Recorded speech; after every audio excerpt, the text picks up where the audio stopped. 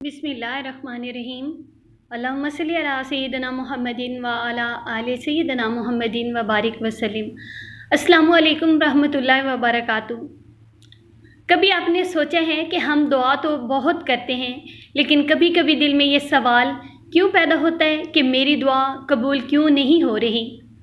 हम हाथ उठाते हैं, आंखों से आंसू निकलते हैं, अल्लाह ताला से अपनी परेशानी बयान करते हैं, कभी रिज़्क़ के लिए, कभी औलाद के लिए, कभी बीमारी से शिफा के लिए, कभी घर के सुकून के लिए और कभी किसी ऐसी हाजत के लिए जिसका ज़िक्र हम किसी इंसान से भी नहीं कर सकते। लेकिन आज की इस वीडियो में आपको एक ऐसी अजीम सुन्नत की तरफ मुतवज्जो करना चाहती हूँ जिसे खुद नबी करीम सल्लल्लाहु अलैहि वसल्लम ने उम्मत के लिए खैर व बरकत का ज़रिया बनाया, और वो है नबी करीम सल्लल्लाहु अलैहि वसल्लम पर दरूद व सलाम भेजना।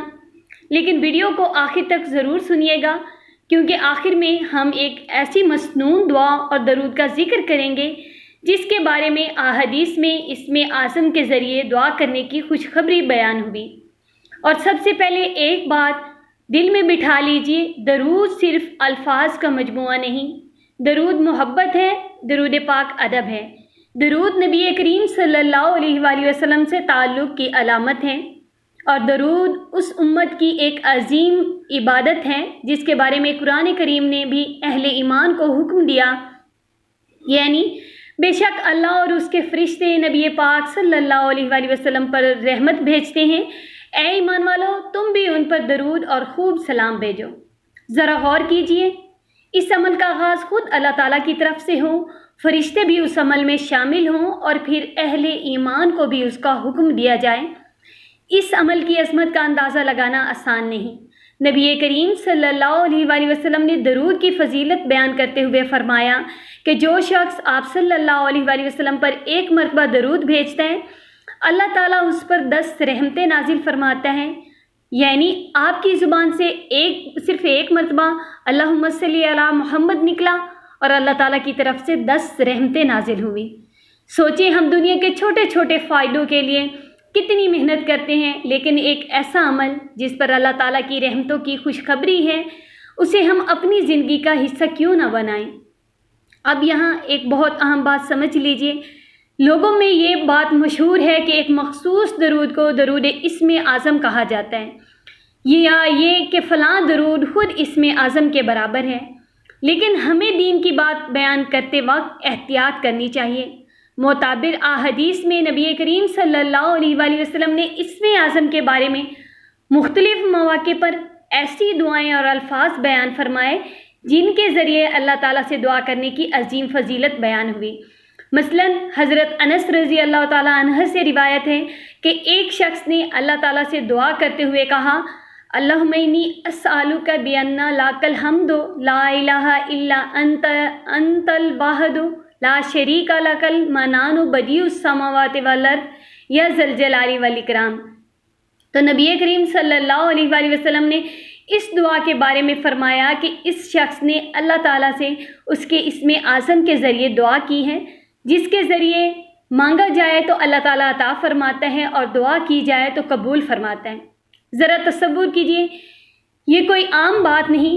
नबी करीम सल्लल्लाहु अलैहि वसल्लम ने एक दुआ के अल्फाज सुनकर उस शख्स को बताया कि इसने अल्लाह ताला के इस्म आज़म के ज़रिए सवाल किया। और इसलिए अगर आप आज से दुआ के आदाब में दरूद, अल्लाह पाक की हम्द व सना और आजिज़ी को शामिल कर लें तो आपकी दुआ का अंदाज़ ही बदल जाएगा। पहले अल्लाह पाक की हम्द करें, फिर नबी पाक सल्लल्लाहु अलैहि वसल्लम पर दरूद भेजें, फिर अपने गुनाहों का एतराफ़ करते हुए अल्लाह पाक से माफ़ी मांगें और आखिर में फिर दरूद पाक पढ़कर दुआ ख़त्म करें। यही वो अंदाज़ है जिससे दुआ में अदब, मोहब्बत और आजिज़ी पैदा होती है। अब एक और हैरत अंगेज़ बात सुनिए। हज़रत अस्मा बिनते यज़ीद रज़ी अल्लाह ताला अन्हा से रिवायत है कि नबी करीम सल्लल्लाहु अलैहि वसल्लम ने इस्म आज़म के बारे में 2 कुरानी मुकामात की तरफ रहनुमाई फरमाई।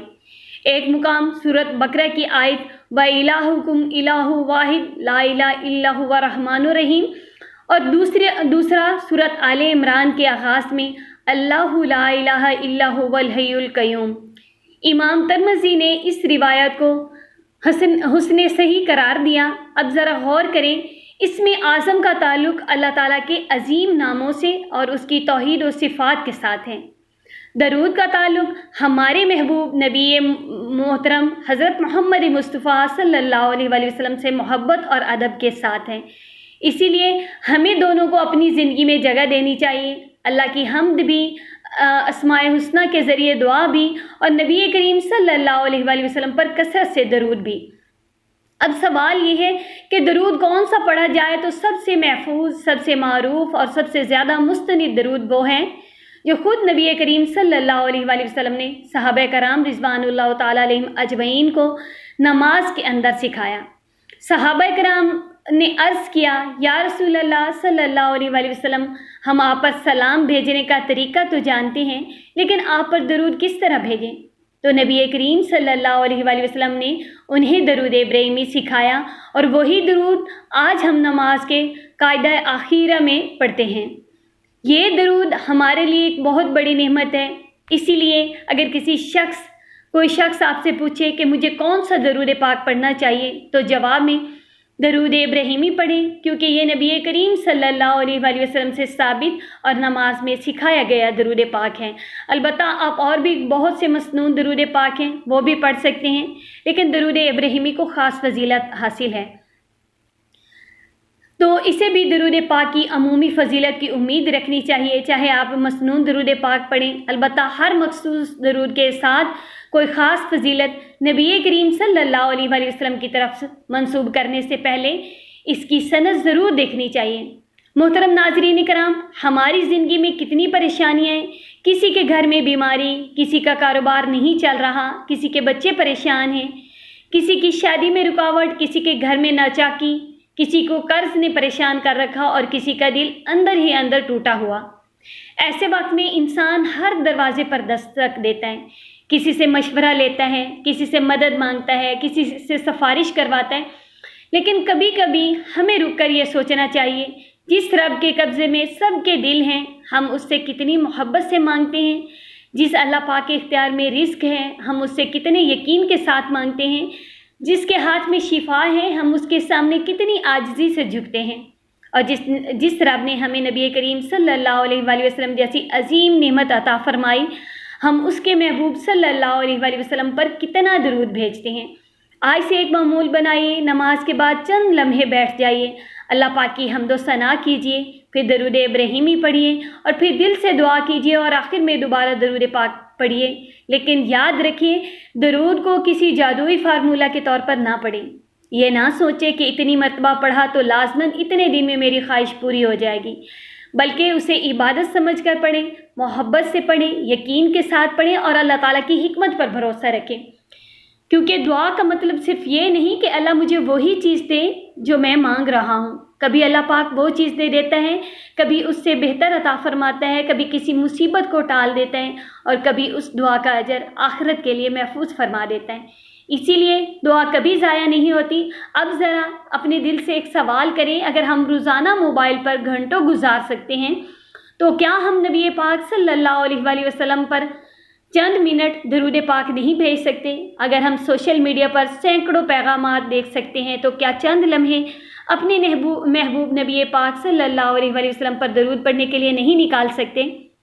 اگر ہم اپنی پریشانی ہر شخص کو بتا سکتے ہیں، تو کیا چند لمحے اللہ تعالیٰ کے سامنے سجدہ میں نہیں گزار سکتے؟ آج سے ایک چھوٹا سا عہد کیجیے، صبح آنکھ کھلے درود پاک پڑھیں، دن میں فرصت ملے، چلتے پھرتے کام کرتے درود پاک پڑھتے رہیں، خوشی ہو یا غم ہو، درود پاک کا ساتھ کبھی نہ چھوڑیں۔ اور نبی پاک صلی اللہ علیہ وآلہ وسلم کا مبارک نام آئے تو محبت اور ادب سے درود و سلام پڑھیں، کیونکہ درود صرف زبان کو نہیں بدلتا، یہ انسان کے دل کو بھی اپنے محبوب صلی اللہ علیہ وآلہ وسلم کی محبت سے جوڑتے ہیں، اور جس دل میں رسول اللہ صلی اللہ علیہ وآلہ وسلم کی محبت آ جائے، اس دل کی دنیا بدلنے لگتی ہے۔ آخر میں آپ سب سے التجا ہے کہ جب بھی درود پاک پڑھیں، محبت، اخلاص اور ادب کے ساتھ پڑھیں، اور درود پاک کی کثرت کریں۔ اللہ تعالیٰ سے دعا کریں کہ ہمیں اپنے نبی پاک صلی اللہ علیہ وآلہ وسلم سے سچی محبت عطا فرما، ہماری زبانوں کو درود سے تر رکھ، ہماری دعاؤں کو اپنی رحمت سے قبول فرما، ہماری پریشانیاں دور فرما، ہمارے گھروں میں سکون عطا فرما، بیماروں کو شفا عطا فرما، مقروضوں کے قرض ادا فرما اور بے اولادوں کو نیک اولاد فرما، اور ہم سب کو دنیا و آخرت کی بھلائیاں عطا فرما، آمین ثم آمین۔ آپ قرآن پاک کی یہ جو آیت میں نے پڑھی ہیں، آپ ان کو بھی اپنی دعا میں شامل کریں، یہ اسم اعظم ہے، اور کثرت سے درود پاک پڑھتے رہیں تو یہ درود پاک آپ کی پریشانیاں بھی ختم کرے گا، آپ کے گناہ بھی معاف ہوں گے، اللہ پاک کی آپ کو رحمتیں بھی ملیں گی اور آپ کے درجات بھی بلند ہوں گے۔